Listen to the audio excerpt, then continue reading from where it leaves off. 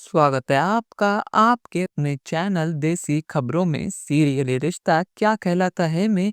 अब यहाँ पर दादी शाह ने अरमान को रोकने के लिए दादी शाह ने अरमान के सामने एक बहुत बड़ी शर्त रखी है कि अरमान को अपना सब कुछ छोड़ छाड़ कर ये घर हमेशा हमेशा के लिए छोड़ना पड़ेगा अगर उसे शिवानी और अबीरा का साथ देना है। यहाँ पर दादी शाह को लगा था कि अरमान ये शर्त सुनने के बाद शिवानी का साथ छोड़ देगा और शिवानी को अपने ही हाथों से इस घर से बाहर निकाल फेंकेगा। पर लेकिन उनके प्लान पर पूरी तरह पानी फिर चुका है।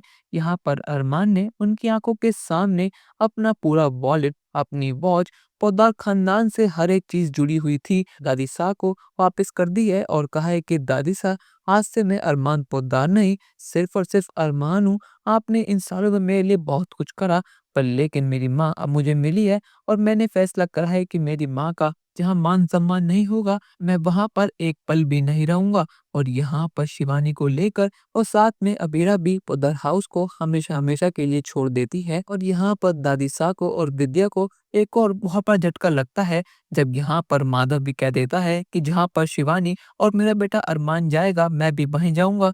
मैं पहले भी इस घर में रहने के खिलाफ था, पर लेकिन माँ सा शिवानी के जाने के बाद आपने मुझे मजबूर करा कि मैं इस घर में आकर रहूं, पर लेकिन अब बस बहुत हो गया। अब यहाँ पर पूरा घर एकदम से खाली हो चुका है, मानो घर में तो मातम का माहौल है और यहाँ पर विद्या पूरी तरह टूट चुकी है।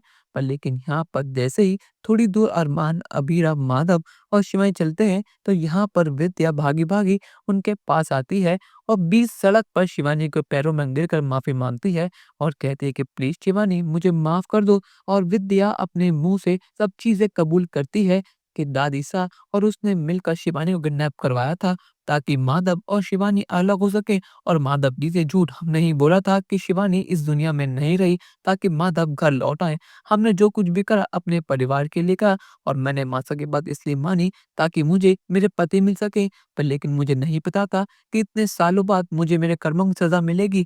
प्लीज मुझे मेरा पति और मेरा बेटा मुझे वापस कर दो। यहाँ पर अरमान और माधव के सामने सारा राज खुल चुका है कि मासा और विद्या इतनी गिरी हुई हैं। पर लेकिन यहाँ पर अब शिवानी क्या फैसला लेगी?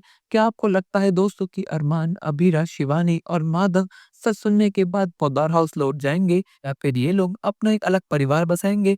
अपनी राय हमें कमेंट सेक्शन में जरूर बताइएगा और चैनल को अब तक नहीं किया सब्सक्राइब तो कर लीजिए। धन्यवाद।